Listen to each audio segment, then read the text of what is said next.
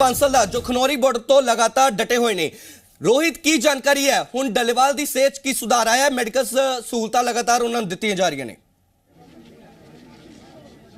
देखो कल का दिन बेहद अहम सी मोर्चे लिए, क्योंकि कल एक वड्डी खबर कि 1 साल बाद जिहड़ा एक डैडलॉक है वो टुटदा होया दिखाई दे रहा है। और इस डैडलॉक टुटन तो बाद दोबारा केंद्र के नाल जिहड़ी गलबात है उसकी शुरुआत होएगी। इस वक्त मेरे नाल अभिमन्यु कोहाड़ जी ने, गलबात उन्हां नाल करांगे। अभिमन्यु जी, पहले तो ये दसो कि डल्लेवाल साहब की सेहत किदां दी है, क्योंकि कल रात तो ही मैडिकल ट्रीटमेंट है जिहड़ी उसकी शुरुआत हो चुकी है। देखो 54 दिन और मैं कहूँगा 55वां दिन भी कल रात को शुरू हो गया था।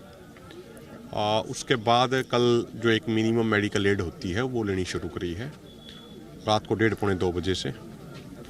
तो अगर हम ये सोचें कि ये आधे घंटे में, 1 घंटे में, 2 घंटे में या 6 घंटे में सुधार हो जाएगा, वो तो संभव है नहीं। जो मिनिमम सुधार होगा उसको भी काफ़ी समय लगेगा, क्योंकि 55 दिन कम नहीं होते हैं।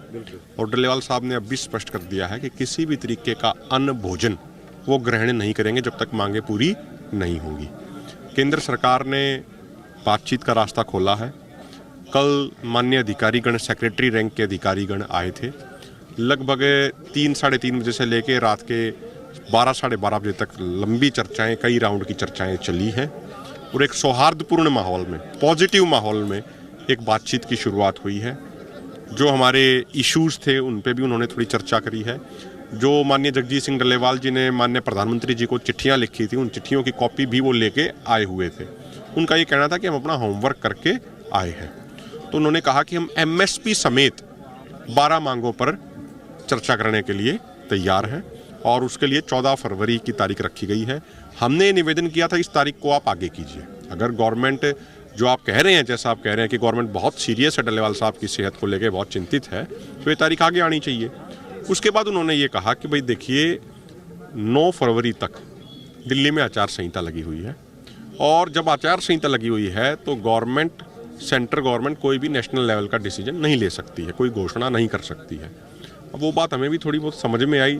जिस हिसाब से हम पढ़े लिखे हैं उस अनुसार, कम पढ़े लिखे हैं उस अनुसार कम समझ में आई बात, लेकिन वो एक लॉजिकल बात लगी, वो एक बात। तो उन्होंने कहा कि हम बजट के बाद 12-13 को बजट आ जाएगा, उससे अगले ही दिन हम आपसे बात करना चाह रहे हैं। तो मुझे लगता है कि बातचीत के दरवाजे खुले हैं।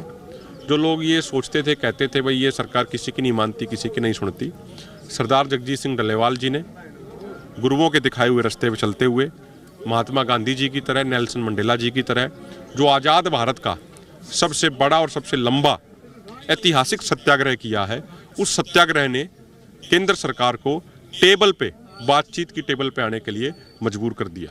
ओवरऑल अगर मैं बात करूं तो MHA के रोल को आप किस तरह से देख रहे हो? जिस तरीके से बातचीत हुई, चिट्ठियां आपकी गई, वहां तक पहुंची, उसके बाद अधिकारी यहां पे आए, ओवरऑल MHA का रोल कैसे आपको नजर आ रहा है? देखो मैं एक बात स्पष्ट करूं, जो भी हमने चिट्ठियां लिखी वो माननीय प्रधानमंत्री जी को लिखी, ओपन चिट्ठियां लिखी। हमने जो भी चिट्ठियां लिखी वो माननीय उपराष्ट्रपति जी को लिखी और सुप्रीम कोर्ट के जजों को लिखी। हमने 4 चिट्ठियां लिखी, उसके अलावा हमारी कोई बातचीत किसी से नहीं हुई थी। अधिकारीगण पिछले 2-3 दिन से सेंटर से भी आ रहे थे और पंजाब सरकार के भी अधिकारीगण थे। उन्होंने 2-3 दिनों से कुछ बातें उन्होंने करी।